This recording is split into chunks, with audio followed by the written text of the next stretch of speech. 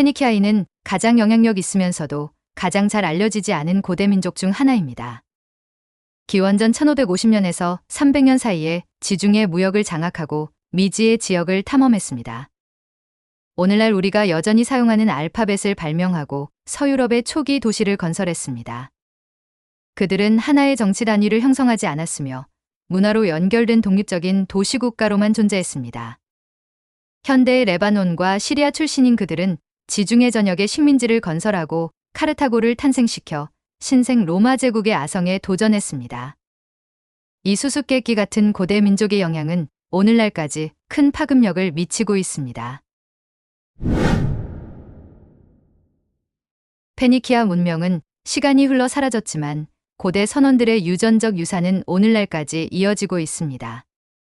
내셔널 지오그래픽의 크리스 타일러 스미스는 페니키아의 중심지인 시리아, 팔레스타인, 튀니지, 키프로스, 모로코에서 남성 1330명의 DNA를 검사했습니다. Y 염색체를 분석한 결과 페니키아 후손이 이 지역 남성 인구의 최소 6%를 차지한다는 사실이 밝혀졌습니다. 이 연구는 남성에게만 유전되는 Y 염색체에 특히 초점을 맞췄습니다. 호주 국립대학교의 콜린 그로브스는 이는 해당 지역의 남성의 혈통이 끊어지지 않은 경우에만 그러한 유전적 흔적을 찾을 수 있다는 것을 의미하며 남성에게 딸만 있다면 그의 Y 염색체는 사라진다고 합니다. 이 연구 결과는 페니키아 조상이 연구 대상 지역에만 국한되어 있음을 시사하지 않습니다. 페니키아인이 우연한 사건으로 인해 Y 염색체 흔적이 사라지지 않을 만큼 충분한 숫자로 존재했다는 의미일 뿐이라고 설명합니다. 페니키아인들은 기원전 16세기에 알파벳의 기초를 개발했습니다. 또한 기원전 3000년경 이집트인과 수메르인은 복잡한 상징적 문자 체계를 발명했습니다. 페니키아 상인들은 이러한 초기의 상징적 의사소통 시도에서 영감을 얻었지만 더 쉽게 배우고 사용할 수 있는 버전을 개발하고자 했습니다. 이 뛰어난 상인들은 단어가 소수의 반복되는 소리로 구성되어 있으며 이러한 소리는 다양한 조합으로 배열된 22개의 기호만으로 표현할 수 있다는 사실을 발견했습니다. 페니키아 언어에는 모음이 포함되어 있지만 그들의 문자 체계는 모음을 제거했습니다. 오늘날에도 페니키아 문자의 영향을 많이 받은 히브리어와 아람어에서는 확연히 모음이 적은 것을 찾아볼 수 있습니다. 기원전 8세기의 그리스인들은 페니키아 문자 체계를 채택하고 모음을 추가했습니다. 로마인들도 페니키아 알파벳을 받아들여 오늘날 우리가 영어에서 사용하는 것과 거의 동일한 버전으로 발전시켰습니다.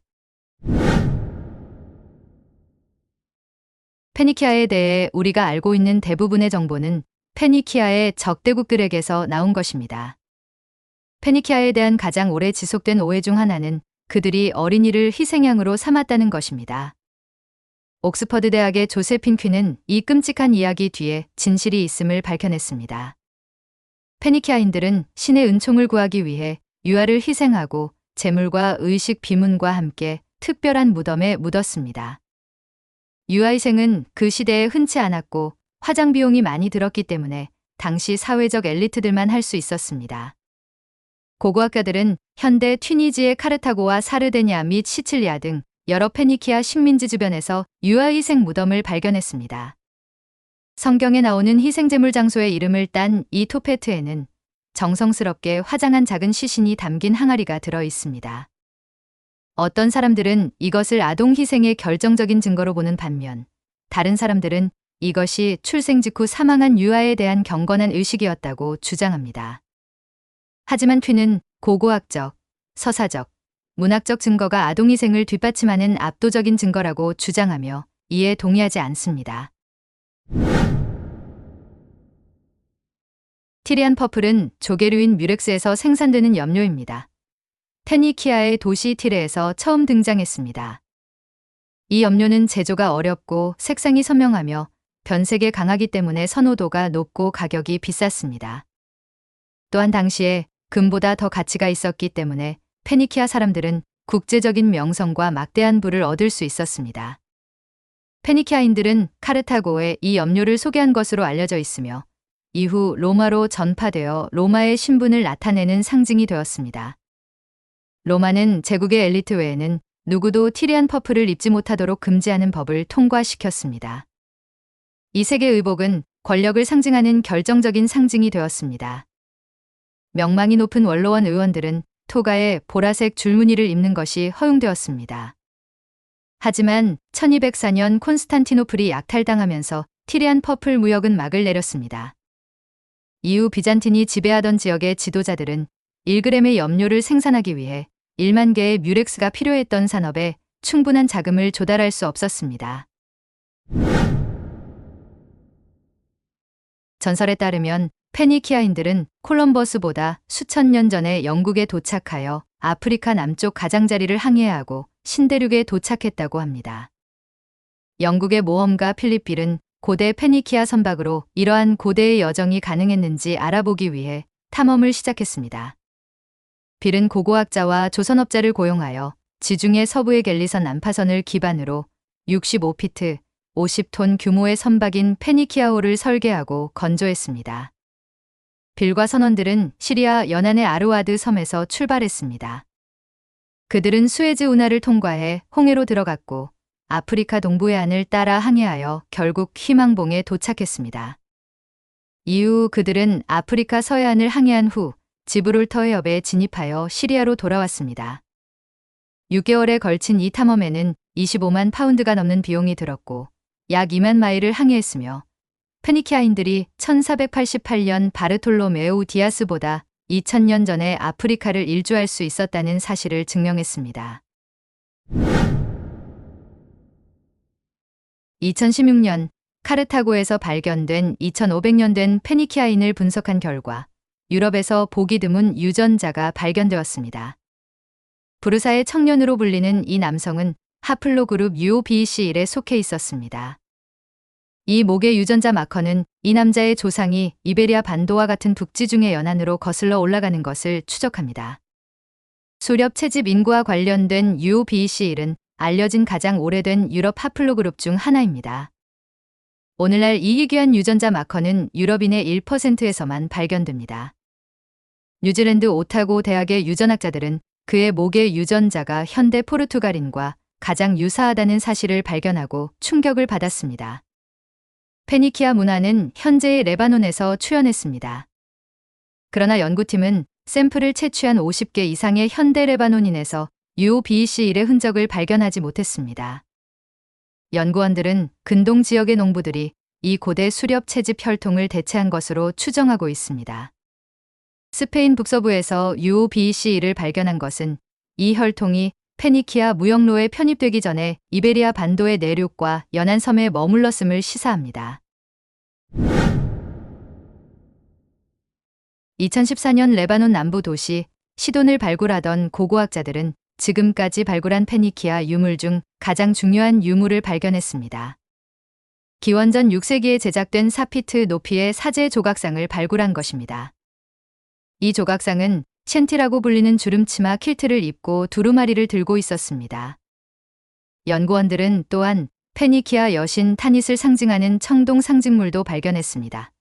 그 모양은 이집트의 앙크와 기이할 정도로 비슷했습니다. 고고학자들은 유물 외에도 기원전 3000년대에 지어진 미지의 방과 기원전 2000년대에 지어진 20개의 무덤을 발견했습니다. 페니키아 제사장의 조각상은 지금까지 시돈, 우말 아흐메드, 티레 등 3곳에서만 발견되었으며 모두 현재 베이루트 국립박물관에 보관되어 있습니다. 연구원들은 유물, 숨겨진 방, 무덤과 함께 200kg의 탄화된 밀과 160kg의 넓은 콩도 발견했습니다. 전설에 따르면 페니키아인들은 기원전 1100년에 스페인의 도시 카디스를 세웠다고 합니다. 2007년까지만 해도 이것은 단순한 신화에 불과했습니다. 그러나 고고학자들은 기원전 8세기에 지어진 성벽의 잔해와 사원의 흔적을 발견했습니다. 또한 페니키아 도자기, 항아리, 그릇, 접시 등도 발굴했습니다. 장례식 유물과 복잡한 브로치는 페니키아 가디르, 즉 요새가 고도로 정교한 도시 중심지였음을 시사합니다. 고고학자들은 카디스 코미디 극장을 발굴하는 과정에서 페니키아인의 이베리아 반도 식민지화에 대한 복잡한 이야기를 밝혀주는 두 개의 해골을 발견했습니다. 스페인 유전학자들은 DNA를 분석한 결과 한 명은 기원전 720년경에 사망한 순수한 페니키아인임을 밝혀냈습니다. 그는 독특한 유전자 염기 2개를 가지고 있는 것으로 밝혀졌는데 이 2가지 유전자 일배 체형은 모두 중동에서 유래한 것입니다. 기원전 6세기 초로 추정되는 다른 해골은 서유럽에서 흔히 볼 수 있는 목의 DNA를 가지고 있었는데 이는 그의 어머니가 이베리아 원주민이었음을 시사합니다. 2015년 9월 캐나다 정부는 고대 페니키아 펜던트를 레바논으로 반환했습니다. 캐나다 국경 순찰대는 2006년 11월 27일에 이 작은 유리 펜던트를 압수했습니다. 손톱보다 작은 이 물건은 거의 10년간 법의 사각지대에 놓여 있었습니다. 2015년 5월 연방판사는 불법으로 수출된 문화재는 반드시 반환해야 한다는 1970년 유네스코 협약에 따라 이 작품을 레바논으로 돌려보내야 한다고 판결했습니다. 유리구슬에는 수염을 기른 남자의 머리가 그려져 있습니다. 몬트리올 미술관의 전문가가 이 유리구슬의 진위를 확인한 결과 기원전 6세기로 거슬러 올라가는 작품임을 확인했습니다. 전문가는 또한 이 유리구슬이 고대 레바논에서 만들어졌다는 사실도 확인했습니다. 이 구슬의 가치는 $1000에 달하지만 문화적 가치를 고려하면 그보다 훨씬 더 가치가 높습니다. 레바논 대사관 사미 하다드 대변인은 이것은 매우 중요한 고대 유물이며 당시 유리 제조 기술은 전 세계에 알려지지 않았고 페니키아인들이 발명했다고 말했습니다. 아조레스 제도는 서유럽 해안에서 1000마일 떨어진 곳에 있습니다. 15세기 포르투갈 사람들이 도착했을 때만 해도 이 섬은 인류의 손길이 닿지 않은 것으로 여겨졌습니다. 하지만 고고학적 증거에 따르면 페니키아인들이 수천 년 전에 이 군도에 도착했다고 믿는 사람들도 있습니다. 유럽과 북미 사이의 3분의 1 지점에 위치한 아조레스 제도는 대서양 횡단 여행의 필수 출발점으로 여겨지며 콜럼버스 이전의 신대륙 탐험에 대한 흥미로운 힌트를 제공합니다. 2010년 포르투갈 고고학 연구 협회의 누노 리베이로는 테르시에라 섬에서 아조레스 제도가 기존에 알려진 것보다 수천 년 전에 정착했음을 시사하는 신비한 석조 조각을 발견했다고 보고했습니다. 리베이로는 기원전 4세기에 지어진 여러 구조물을 발견했으며 페니키아 신 타닛을 모신 카르타고 신전의 잔재라고 생각한다고 밝혔습니다. 2013년 한 위원회는 리비에로가 발견한 구조물을 자연 암석이라고 선언했습니다. 하지만 모두가 동의하는 것은 아닙니다. 지금까지 시청해주셔서 감사합니다.